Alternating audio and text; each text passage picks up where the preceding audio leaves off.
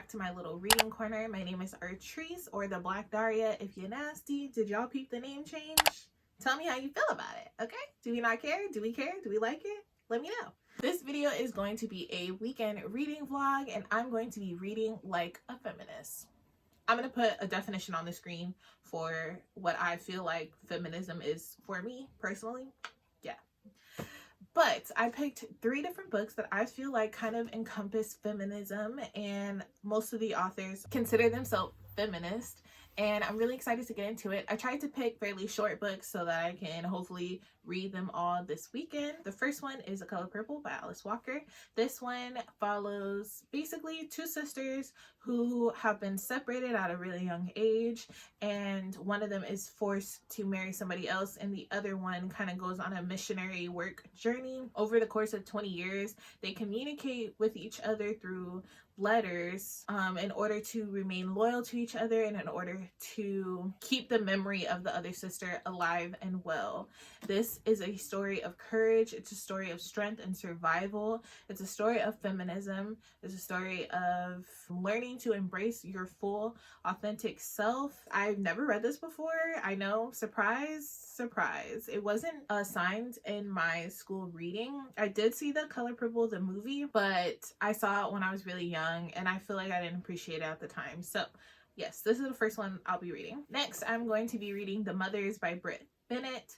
This book, we are following 3 characters. Nadia is a 17-year-old girl who has just lost her mother and decides that she is going to hide that pain in somebody else. So she takes up with this boy Luke, who is a pastor's son, and together they make a decision that is going to impact them for the rest of their life, including her best friend Aubrey. We follow them from when they're teenagers to when they're full-fledged adults, and how the shadow of that secret and the past decisions that they have made has followed them up until this point. And this is a literary fiction, and I love Britt Bennett's writing. I read The Vanishing Half last month, so I'm excited to read this one. This is her first novel, I believe. So yeah. The last book I'm going to be reading this weekend is The Black Unicorn by Audre Lorde. This is a collection of poetry talking about womanhood, Black womanhood, queerness, feminism. It talks about healing. She also talks about Black America, but she also goes beyond America to Africa and the Dahomean and the Obomi tribes in Africa. So I'm definitely excited to pick this one up as well and read it. Like I said, all 3 books are fairly short in size. They're all under 300 pages. So hopefully I'm able to read them all and get to them all. I hope y'all enjoy watching me read this weekend, and let's get into the vlog. Hey y'all, what's up? Just checking in for the first time in this reading vlog. Today is Friday, and I started reading The Color Purple by Alice Walker.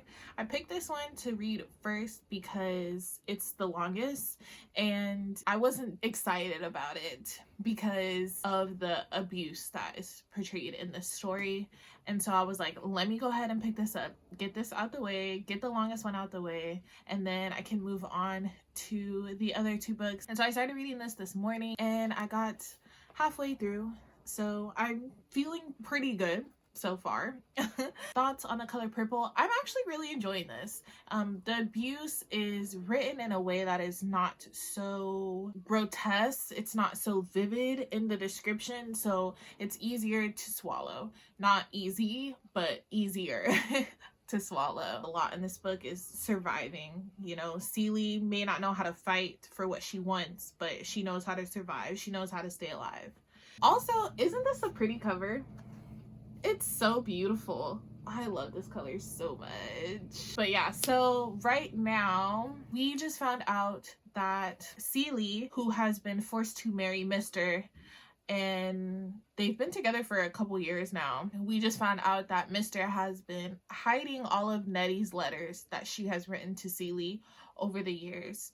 And they found the letters, and Celie has just started to read them. So that's what we're getting into now. We're getting into Nettie's letters to Celie over the years and while she's doing missionary work. We also found out that Celie gave birth to 2 children by her father, and he gave them away. She never knew what happened to them. She assumed that they were dead, and she just found out that they are with a preacher and his wife, and Nettie just so happened by some miracle to live with the preacher and his wife, and she knows that the kids are Celie's because they look just like her, and she's helping raise them, teach them. I'm in the middle of a letter because I stopped to do a workout with my sister, and that's bothering me.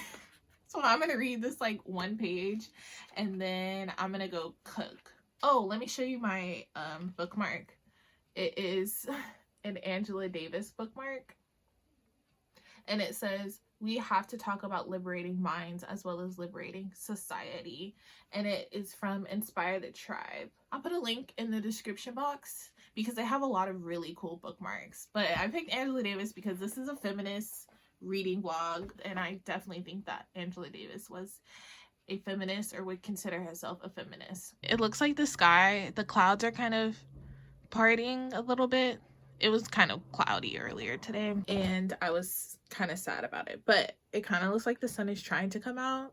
I don't know. I thought it was supposed to rain today, and I feel like I can still see the rain clouds, so I don't know. I'm cozy though, as you can see. I have my cozy sweater on, and I'm just going to read in bed, and yeah, I'll check in with you guys when I have something else to report.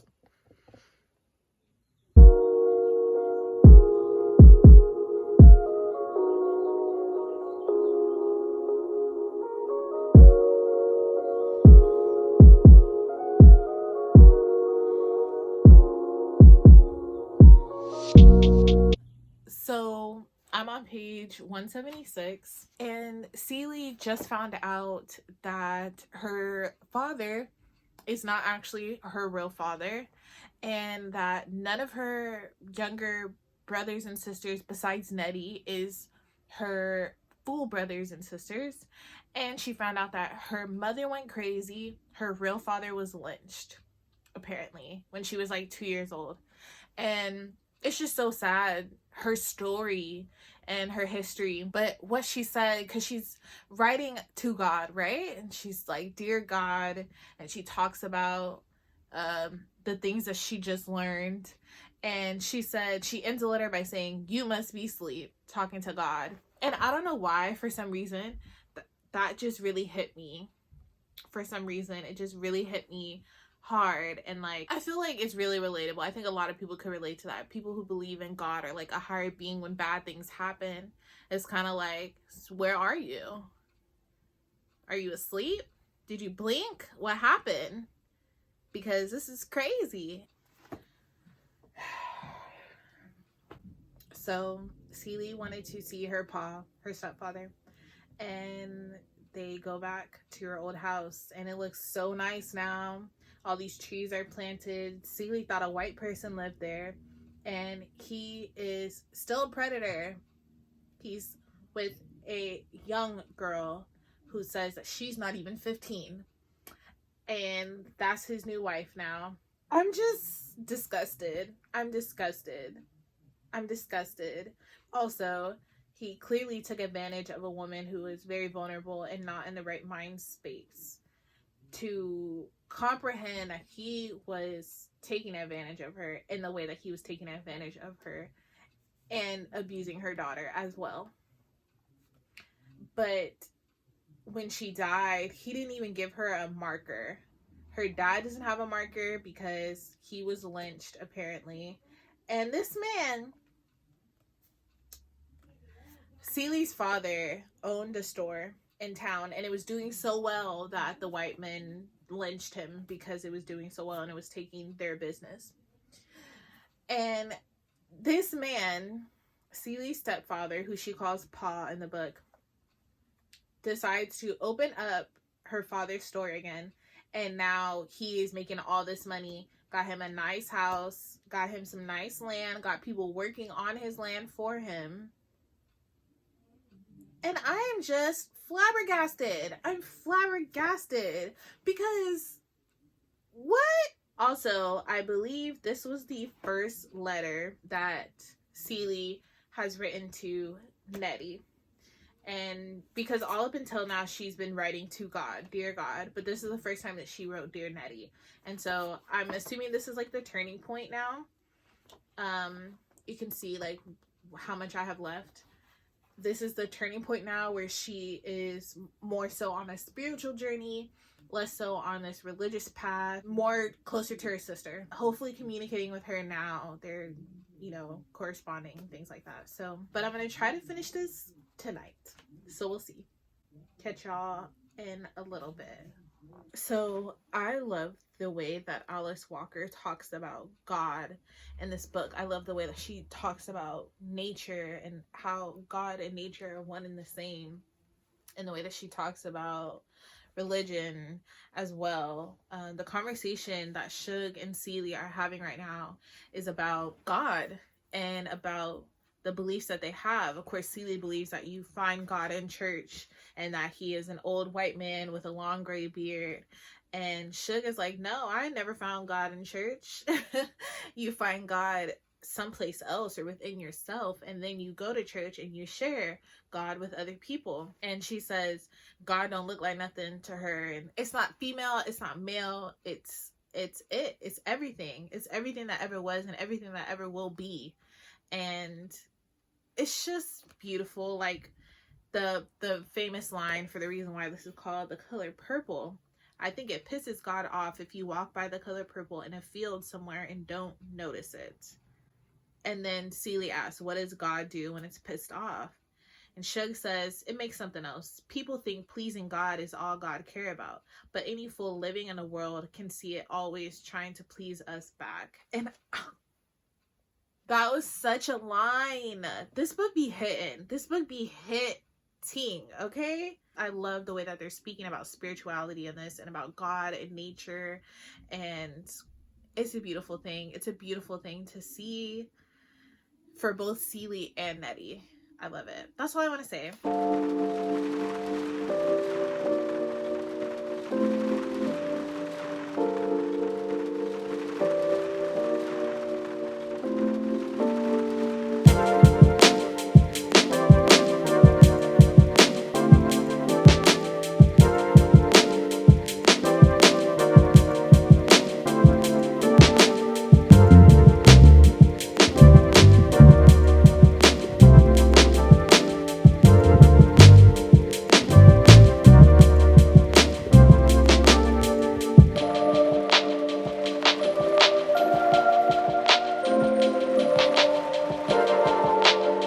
Celie just did the famous line, I'm poor, I'm black, I may be ugly and can't cook, but I am here. And amen, ashe, ashe. I feel like when the movie came out, and I don't think that I appreciated the way that it needed to be appreciated. I feel like it lost people how inspirational this story was. And that is such a line. I'm here. I have persevered. I have survived. I made it through all of the bad, horrible things that Celie went through in this story. She made it. And I feel like this is not only Celie's story. I feel like this is every black woman's story from that time period to this time period.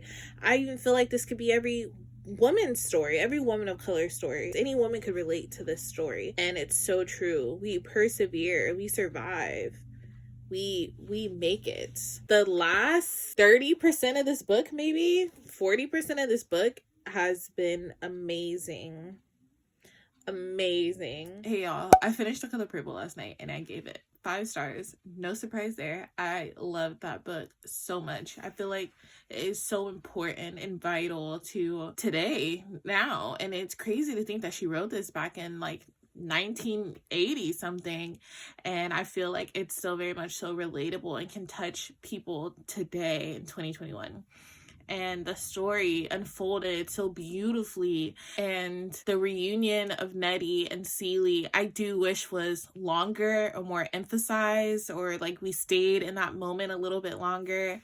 But overall, I really enjoyed this book. I really loved how the story was told through the letters and I loved how it ended. You know, I love a redemption moment, and I feel like Mr. got that in this book because he's very much so a villain in this book, and it was nice to see him ask for forgiveness, you know, learn from his mistakes and become a different type of man. And that's exactly what happens. And it was nice to see him and Celie form a friendship, you know? And it was also wonderful to see Celie come into her own, and she really developed from only knowing how to survive to knowing how to fight, how to live for her life, and unapologetically. She's going to live her truth, and her truth is that she is a queer Black woman who doesn't need no man, who, you know, is content to just be by herself, with herself, and love herself. And I love that development. I love it. So I would definitely recommend everybody to read The Color Purple. It's definitely going to be something that I reread and go back to so that I can reabsorb all those words, and I'll probably tab it the next time I read it. So I'm currently editing right now. Hopefully I can get this video up in a timely manner. But I am going to be starting The Mothers by Britt Bennett, and I'm excited to read this. Well, actually, I already started. I am on chapter 2 now, and this is my new bookmark. It's Maya Angelou. It says, I always felt in any town, if I can get to a library, I'll be okay. Now that is facts, honey. I'm on page 147 of The Mothers. And Britt Bennett is known for writing about 7 different people within her book. We're following a couple different characters. Nadia, I would say, is like our main character. She went off to college, University of Michigan. In her leaving, Luke, the boy who got her pregnant, is kind of shattered. He's a little bit broken. Aubrey, who goes to the church that his father preaches at, comes to see him. So they get to spending more time together, they get to hang out. Him and Aubrey are dating now, and yeah, that's kind of where we're at right now. I love that we are following different people. I love that, and they're all seemingly connected in some type of way.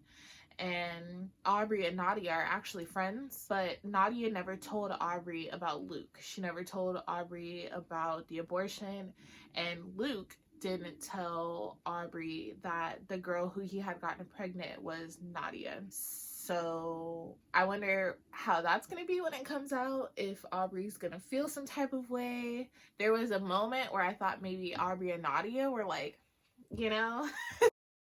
But Nadia is living her life in Michigan. She has a new boyfriend as well, so I guess not. But anywho, my theory for why I think this is called The Mothers right now is because the church, Upper Room, has a group of women that are known as the mothers of the church. And I think any church, every church, has that group of women. You know, I know my church had that group of women. You knew who they were.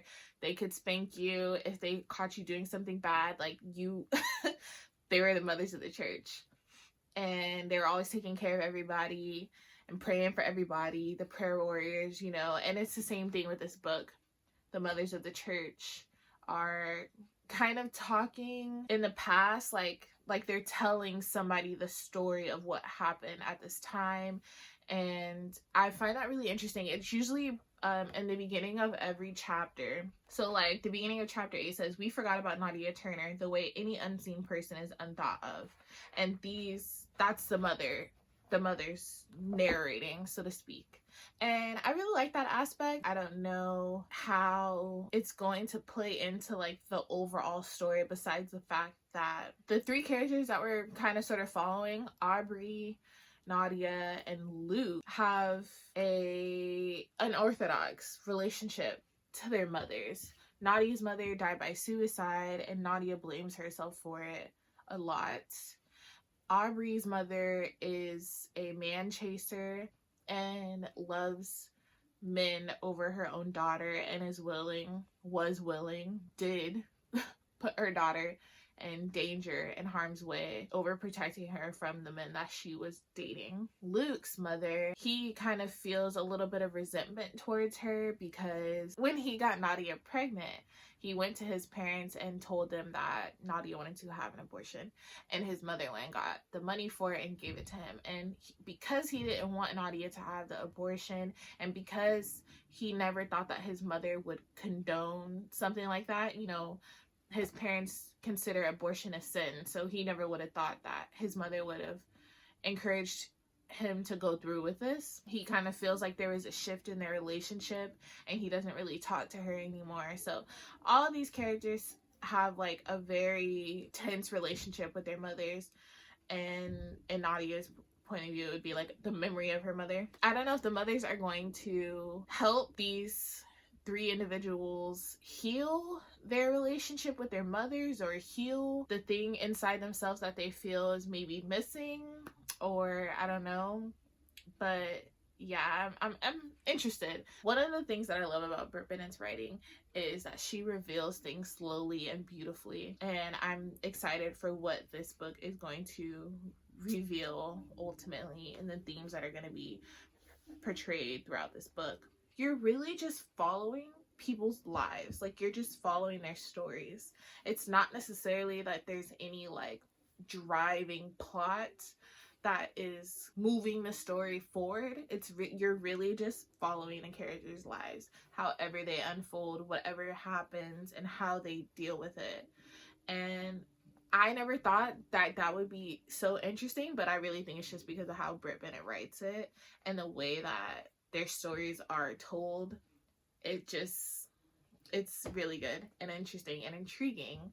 And so I'm gonna keep reading. There's 14 chapters. I would say I'm halfway done with the book now, and we'll see if I can finish this tonight. It's like 8 o'clock, I believe, maybe 9 now, and if anything else interesting happens, I'll let you guys know. Good morning, friends. Today is Sunday, and it's an exciting day because I'm going to be going to my local indie bookstore to pick up my copy of Act Your Age, Eve Brown. So I'm going to go do that, and I'll bring you guys along. I guess quickly I'll talk about The Mothers by Britt Bennett. I finished this book last night, technically this morning at like 2 o'clock. This book is amazing. 5 stars. I feel like the ending of this was so strong, and the ending of this is a bit ambiguous. I will say that. If you don't like an open ending type of book without any like concrete answers, you may not like the ending of this book. But I kind of like it. It really leaves you questioning like, well, what the heck? It's kind of like the mothers of the church are speculating what they think happened to our 3 main characters, Luke, Aubrey, and Nadia. Some things we know, but some things we're not unsure of. We're speculating right alongside with the mothers of the church. And I kind of really like that. I feel like the last line of this book really makes it strong. That's what makes the ending so strong, in my opinion, because it makes you wonder what the mothers meant when they said that. It makes you wonder what Britt Bennett wanted the reader to think about when she wrote that. This is a contemporary fiction, so if you're a fan of something like that, I definitely think you should pick this up and read it. If you've read The Vanishing Half but you haven't read this one, you should definitely read this one, and vice versa. If you've read this one and haven't read The Vanishing Half, pick it up, read it. You're gonna love it. Britt Bennett is definitely gonna be a staple author for me now. Anything that she comes out with, I will be picking up and reading. This book talks a lot about abortion. It talks a lot about being an adult, being responsible, what that means, what that looks like, and how it feels. It talks a lot about grief and pain and how people deal with pain separately. It talks a lot about secrets. I mean, this book opens up with telling us that there's a secret that's been let out. And I like the way that this handles small towns. I mean, San Diego's not really a small town, but it definitely has that type of feel when you're reading this book and you're reading about the community and the Upper Room Church and our 3 main characters and how secrets can get spread like so easily. It's giving me small town feels. But I really enjoyed that aspect of it.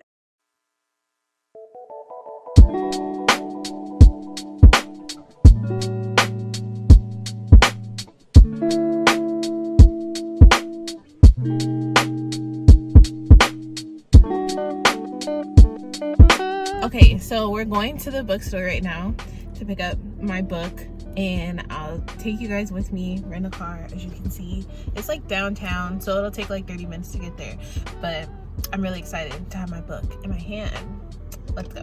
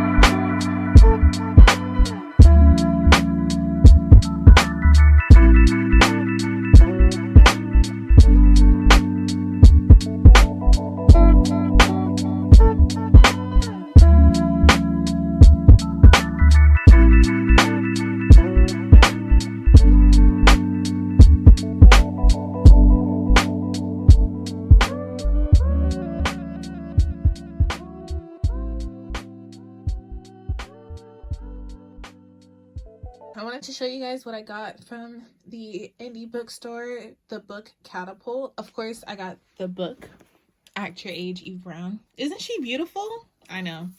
And it came with this cool bookmark. If you're in San Diego, check it out. I'll leave a link below. And then I got this really cool mug. And I guess it's like banned book titles all over this mug. It says every product purchased donates one book to a community in need.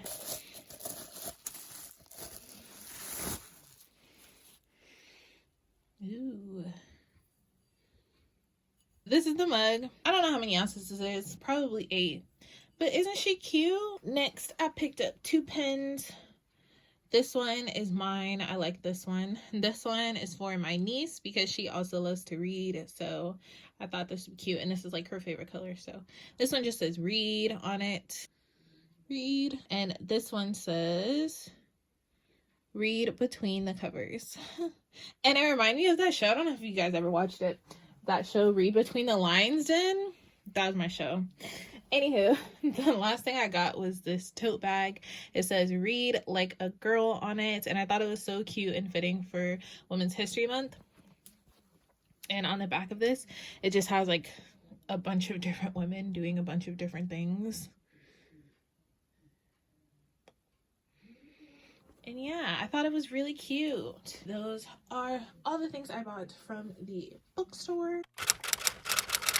Have you guys ever had the brookie from Trader Joe's? Oh my goodness. Let me show you. This thing. Amazing. I started reading The Black Unicorn today. I'm going to be honest with you all. It is like 5 o'clock. I don't know where the time has gone, but this like time jump is messing me up. It's messing me up. I'm all messed up. Also, your girl is sleepy. So, I don't know how much of this I'm going to get read. I'm on part 2 right now, which is page like 21.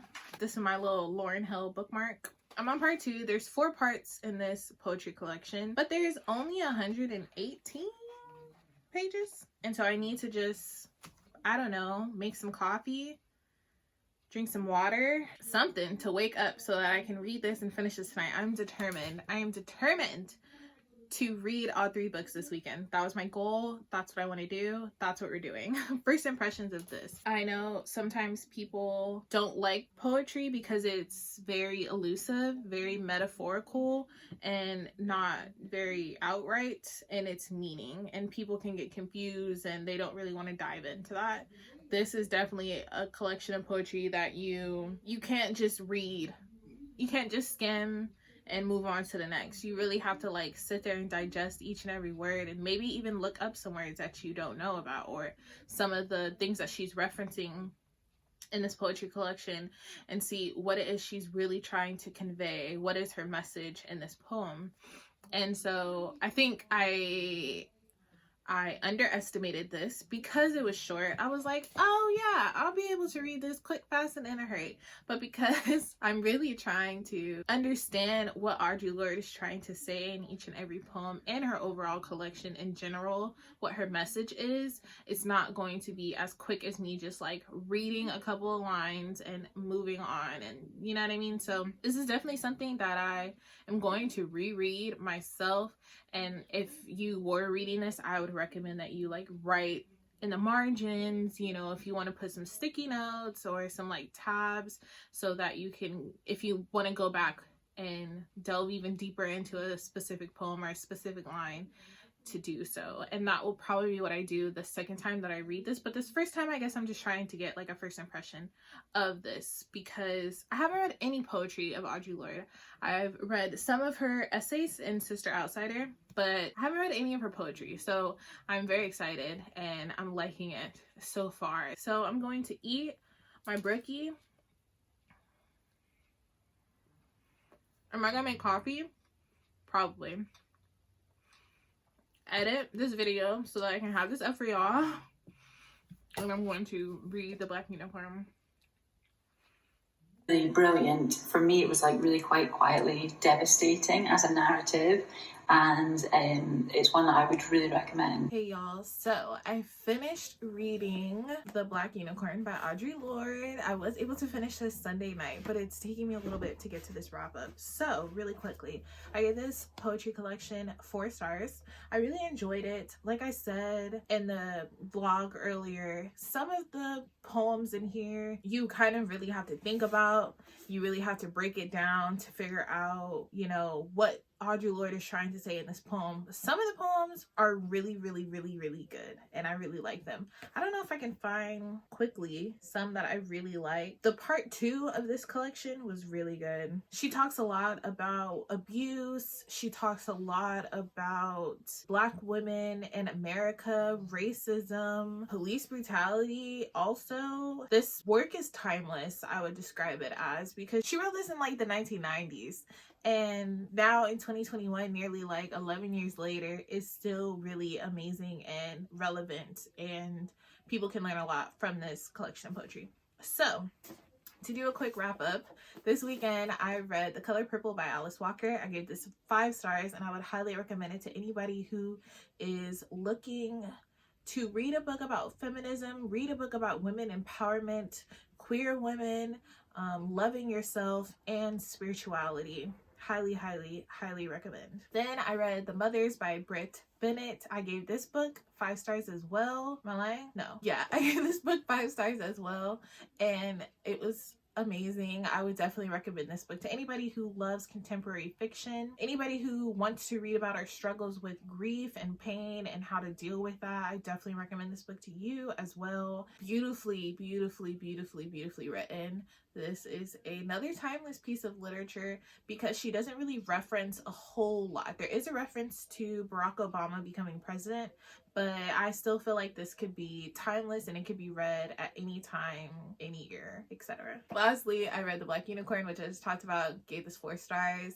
I do recommend this to lovers of poetry. If you are somebody who loves poetry, you love reading about feminism and queerness and Black women, women in general, I definitely would recommend this to you.